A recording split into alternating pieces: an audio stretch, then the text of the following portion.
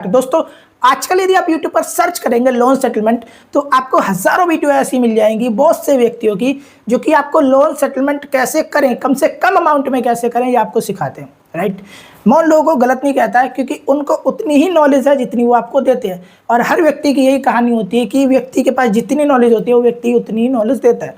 Right, लेकिन यहाँ पर समस्या एक छोटी सी ये है कि आपका गलत तरीके से एक किया हुआ सेटलमेंट, लोन सेटलमेंट भविष्य में आपकी फाइनेंशियल डेथ हो जाती है। ठीक है, आप भविष्य में आपकी फाइनेंशियल डेथ करा देता है वो गलत तरीके का सेटलमेंट। लोग जोश में आके कह तो देते हैं कि ठीक है हो जाने दो सेटलमेंट, हो जाने दो फाइनेंशियल डेथ, हम लोन ही नहीं लेंगे। लेकिन सच्चाई यह है कि ज़िंदगी में हर व्यक्ति को दोबारा भी लोन की ज़रूरत पड़ती है। तो यहाँ पर सवाल यह आता है कि यदि आपने किसी बैंक से, किसी NBFC कंपनी से लोन ले रखा है और अब नौबत ऐसी आ गई है कि आपने 2, 4, 10 महीने, साल, 2 साल, 4 साल से कोई भी EMI नहीं दी है, आपका लोन जो है वो राइट ऑफ हो चुका है या फिर NPA में है, किसी भी सिचुएशन में है, सिविल पर आपका एक्टिव दिख रहा है, कोई भी सिचुएशन हो सकती है, तो हम उसमें करें क्या? रिकवरी वाले अलग परेशान कर रहे हैं। अब मैं तो आपको ये कह रहा हूँ कि सेटलमेंट नहीं करो, आप क्लोज करो। उससे क्या होगा, सेटलमेंट जब आपके सिविल में दिखेगा तो एक तरीके की वो फाइनेंशियल डेथ ही होती है। लेकिन जब क्लोज दिखेगा ना, तो क्लोज का मतलब यह है कि सिविल आपका बहुत स्पीड से ऊपर आएगा। तो क्लोज कराने का सही तरीका क्या है? क्लोज कराने का सही तरीका यह है जो मेरे केस में मैंने किया, जो मैंने किया, प्रैक्टिकल किया, वो मैं आपको बता सकता हूँ। मैंने मेरे केस में ये देखा है कि सामने वाली कंपनी जिसका लोन मेरे पास था, जिससे लोन मैंने लिया था, उस कंपनी ने गलतियां क्या क्या कर रखी है। बहुत सारी गलतियां मेरे पास आई पकड़ में। राइट, उन गलतियों को पकड़कर मैंने कंपनी को मेल करने स्टार्ट किए। कंपनी के नोडल ऑफिसर को तक मैंने बहुत सारे मेल किए। राइट, और मेल भी मैं तब करता था जब उनका रिप्लाई आता था। काफ़ी दिनों तक हमने मेल खेला, करीबन 10-12 दिनों तक।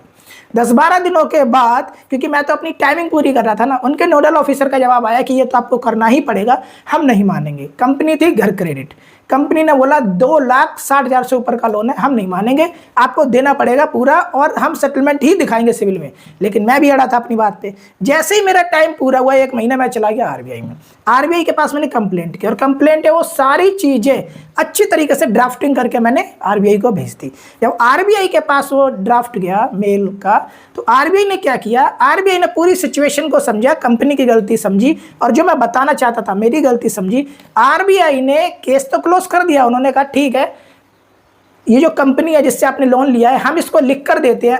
RBI का बकायदा मेल आया मेरे पास कि ये सेटलमेंट नहीं दिखाएगा, ये क्लोज दिखाएगा। वही मेल मैंने सिविल वालों को भेज दिया, वो भी एग्री हो गए कि ठीक है हम सेटलमेंट नहीं दिखाएंगे, क्लोज दिखाएंगे। यहाँ तक तो बात बन गई। और मजे की बात ये देखो, क्लोज कितने पे कर रहे हैं? 87,000 पे, 2.5 लाख से 87,000, वो भी क्लोज। लेकिन मैं यहाँ पर माना ही नहीं। मैंने ये बोला कि आप लोगों ने जो हरासमेंट किया मेरे साथ, उसका क्या? मैं कहाँ चला गया? मैं चला गया PM पोर्टल, उसके बाद मैं चला गया साइबर क्राइम, और उसके बाद मैं माना यहाँ पर भी नहीं, मैं कहाँ चला गया? Consumer court.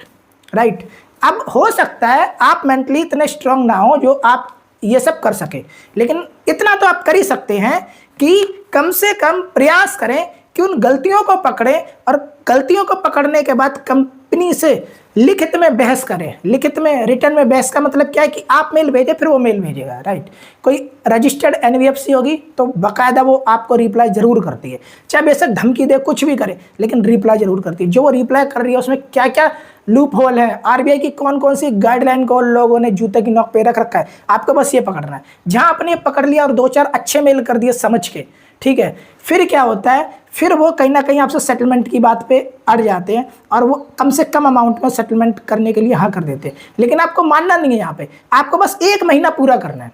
1 महीना पूरा करने के बाद फिर आपको कंप्लेंट डालनी है RBI में, और आप यकीन मानो 2 महीने के बाद आपका जो मैटर है वो क्लोज की तरफ चला जाएगा, अगर आपने सही से इन्वेस्टिगेशन कर ली। राइट, और यदि आप नहीं कर सकते इन्वेस्टिगेशन उतनी, तो आप मुझे बताओ, मैं आपको करके दूंगा। राइट, वो पूरे का पूरा स्टेप बताऊंगा कि कैसे जिस अमाउंट में आप सेटलमेंट करते हैं उससे थोड़ा सा अमाउंट आप और बढ़ाओगे तो लोन क्लोज ही हो जाएगा। मैं नहीं कह रहा हूँ पूरा अमाउंट, कंपनी 2.5 लाख मांग रही थी और कंपनी अभी मांग रही है 87,000। 87,000 में भी क्लोज करने के लिए तैयार है, लेकिन मैं करवा नहीं रहा, है ना, मैं करवा ही नहीं रहा, क्योंकि हमें अभी वो क्लोजिंग चाहिए ही नहीं। हमें क्या है, हमें पूरा न्याय चाहिए। मतलब मैं तो एक मिसाल कायम करना चाहता हूँ कि क्या क्या हो सकता है यदि आप अपनी पर अड़ जाओ तो। राइट, लेकिन आपके केस में क्या है कि जैसे ही 20-30% पे कंपनी आ जाती है इस सिचुएशन में कि हाँ ठीक है हम क्लोज दिखाएंगे, आप क्लोज कर लो। सबसे बड़ी ऑप्शन बता रहा हूँ आपको, आपको ज़्यादा हेडेक भी नहीं लेनी, ज़्यादा परेशान भी नहीं होना। और सबसे बड़ी बात, जब क्लोज दिखेगा ना आपकी फाइनेंशियल डेथ नहीं होगी, इस चीज़ को समझो। यदि आप और समझना चाहते हैं इस विषय के बारे में तो मेरे इस चैनल को सब्सक्राइब करो, बेल आइकन को क्लिक करें और इस वीडियो को ज़्यादा से ज़्यादा उन लोगों के पास आप भेजें जो लोग लोन लेकर घबरा जाते हैं और फटाफट सेटलमेंट कर लेते हैं।